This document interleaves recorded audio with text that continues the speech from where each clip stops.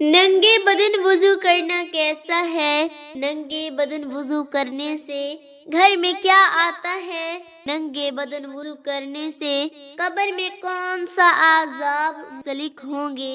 بسم اللہ الرحمن الرحیم۔ محترم ناظرین، حضرت عبداللہ بن مسعود رضی اللہ تعالی عنہ سے روایت ہے، انہوں نے کہا حضور اقدس صلی اللہ علیہ وآلہ وسلم نے عشاء کی نماز ادا کی اور پھر حضرت عبداللہ بن مسعود رضی اللہ تعالی عنہ کا ہاتھ پکڑا اور چلتے ہوئے آب طہا کی طرف نکل گئے۔ پھر آپ صلی اللہ علیہ وسلم نے حضرت عبداللہ بن مسعود رضی اللہ تعالی عنہ کو بٹھایا اور ان کے گرد ایک دائرہ کھینچ دیا اور فرمایا یہاں سے باہر نہ نکلنا یہاں تک کہ تمہارے پاس کچھ لوگ آئیں گے، تم ان سے کلام نہ کرنا، وہ بھی تم سے کلام نہیں کریں گے۔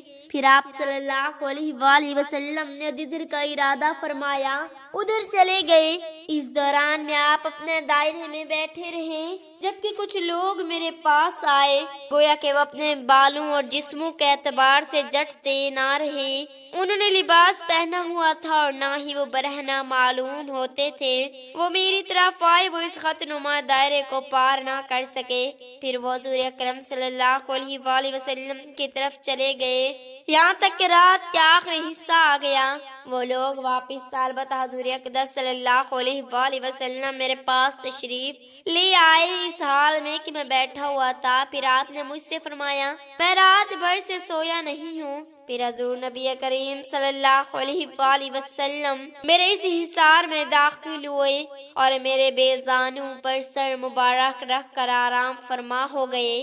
آپ جب آرام فرما ہوتے تو تیز سانسوں کی آواز آتی تھی۔ اس دوران جب میں بیٹھا ہوا تھا آپ صلی اللہ علیہ وسلم میرے زانیوں مبارک پر سر رکھ کر آرام فرما ہو گئے۔ اس دوران سفید لباس میں ملبوس کچھ لوگ آئے۔ ان کے حسن و جمال کا عالم تو اللہ تعالیٰ ہی بہتر جانتا تھا۔ ان کے آنے کی انتہا ہمارے پاس ہوئی۔ ان میں سے ایک گروہ حضور نبی کریم صلی اللہ علیہ وآلہ وسلم کے سر مبارک کی طرف آ کر کھڑا ہو گیا اور ایک گروہ آپ کے مبارک قدموں کی طرف آ کر کھڑا ہو گیا۔ پھر انہوں نے آپس میں کہا میں نے آج تک کوئی بھی نبی ایسا نہیں دیکھا۔ جنتی عنایت اس نبی میں ہوئی ہے۔ ان کی دونوں آنکھیں سو جاتی ہیں لیکن ان کا دل جاگتا رہتا ہے۔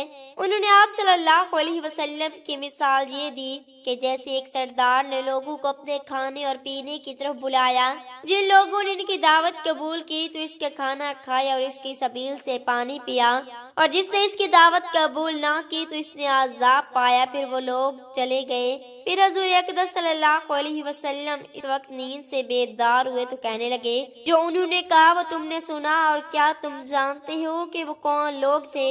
میں عبداللہ بن مسعود نے عرض کیا کہ اللہ تعالیٰ اور اس کے رسول صلی اللہ علیہ وآلہ وسلم سب سے زیادہ اور بہتر جانتے ہیں۔ آپ نے ارشاد فرمایا وہ ملائکہ تھے، اور تو جانتا ہے کہ انہوں نے کس چیز کے ساتھ مثال دی؟ میں نے عرض کیا اللہ تعالیٰ اور اس کے رسول صلی اللہ علیہ وسلم سب سے زیادہ اور بہتر جانتے ہیں۔ آپ نے فرمایا انہوں نے اللہ رحمان و تبارک و تعالیٰ کی مثال دی کہ اللہ تعالیٰ نے جنت بنائی اور اپنے بندوں کو اس کی طرف بلایا۔ جس نے دعوت قبول کی وہ جنت میں داخل ہونے اور جس نے قبول نہ کی اس نے سزا پائی۔ اسلام میں برہنہ جسم کے ساتھ وضو کرنا جائز نہیں ہے کیونکہ یہ بے حیائی اور دین کی تعلیمات کے خلاف ہے۔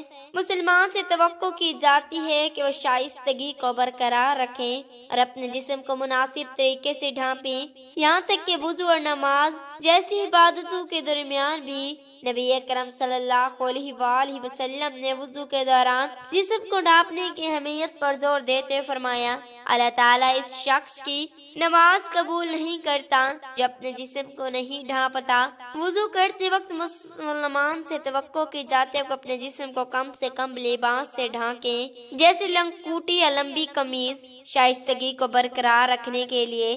وضو کے دوران جسم کو بے نقاب کرنا اس حصول کی خلاف ورزی سمجھا جاتا ہے اور اس سے وضو اور اس کے بعد کی نماز باطل ہو سکتی ہے۔ حضرت انس بن مالک رضی اللہ تعالی عنہ سے روایت ہے ایک ایک مرتبہ جب ہم حضور اقدس صلی اللہ علیہ وآلہ وسلم کے ساتھ تھے تو آپ مسکرائے یہاں تک کہ آپ کی داڑھی مبارک ظاہر ہو گئی۔ آپ نے فرمایا کیا تم جانتی ہو کہ میں کیوں مسکرایا؟ صحابہ کرام رضوان اللہ تعالی علیہم اجمعین نے عرض کیا اللہ تعالیٰ اور اس کے رسول صلی اللہ علیہ وسلم سب سے زیادہ بہتر جانتے ہیں۔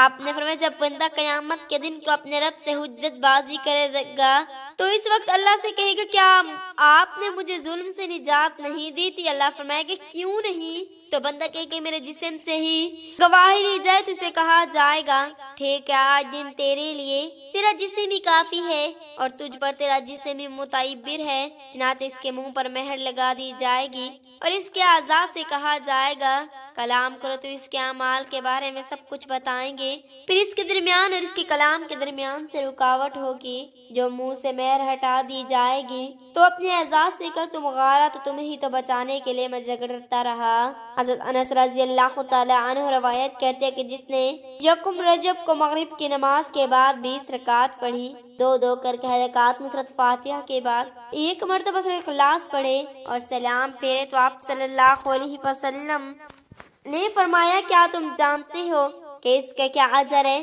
جو مجھے حضرت جبرائیل امین علیہ السلام نے آ کر بتایا ہم نے عرض کیا اللہ تعالیٰ اور اس کے رسول صلی اللہ علیہ وآلہ وسلم سب سے زیادہ بہتر جانتے ہیں۔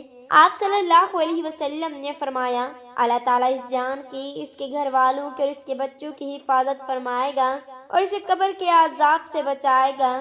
حضرت انس بن مالک رضی اللہ تعالی عنہ سے روایت ہے انہوں نے کہا میں حضور نبی کریم صلی اللہ علیہ وآلہ وسلم کے ہمراہ مدینہ منورہ کی ایک گھاٹی میں داخل ہوا اور میرے پاس قضائے حاجات کے لیے پانی بھی تھا۔ آپ وادی میں داخل ہوئے، پھر آپ نے اپنا سر اٹھا اپنے ہاتھ کے اشارے سے مجھے اپنے قریب بلایا، فرمایا پانی رکھو اور وادی میں داخل ہو جاؤ۔ میں بھی داخل ہوا، ایک پرندے کو میں نے دیکھا کہ وہ درخت پر اپنی چونچیں مار مار کر چہچہا رہا تھا۔ آپ صلی اللہ علیہ وآلہ وسلم نے پوچھا کیا تو جانتے کہ یہ کیا کہہ رہا ہے؟ میں نے عرض کیا اللہ اور اس کے رسول بہتر جانتے ہیں۔ آپ نے پھر وہ کہتا ہے اللہ تو عدل کرتا ہے، ظلم نہیں کرتا اور نہ ہی کوئی چھپانے والا تجھ سے کچھ چھپا سکتا ہے۔ تو نے مجھے پیدا کیا اور درست پیدا کیا اور مجھ سے میری نگاہ روک لی، اے اللہ میں بھوکا ہوں مجھے کھانا کھلا۔ تو ایک ٹڈی آئی اور اس کی چونچ میں داخل ہو گئی تو اس نے اپنا منہ بند کر لیا اور پھر اپنی چونچ مارنے لگا۔ آپ صلی اللہ علیہ وسلم نے فرمایا کیا تو جانتا ہے کہ یہ اب کیا کہہ رہا ہے؟ میں نے عرض کیا اللہ تعالیٰ اور اس کے رسول صلی اللہ علیہ وآلہ وسلم سب سے زیادہ بہتر جانتے ہیں۔ آپ نے ارشاد فرمایا وہ کہتا ہے جو اللہ تعالیٰ پر بھروسہ رکھتا ہے اللہ تعالیٰ اسے کبھی مایوس نہیں کرتا، اللہ تعالیٰ اسے کبھی بھول نہیں بھولتا، اور جو اللہ تعالیٰ کو بھول گیا اس نے خطا کی اس دن کے بعد وہ مایوس ہوگا۔ رزق بھی ذات خود اپنے تلاش کرنے والے سے زیادہ اسے تلاش کرتا ہے۔ حضور صلی اللہ علیہ وآلہ وسلم نے فرمایا اللہ تعالیٰ تجھے اپنی ہدایت پر قائم رکھے، آمین ثم آمین۔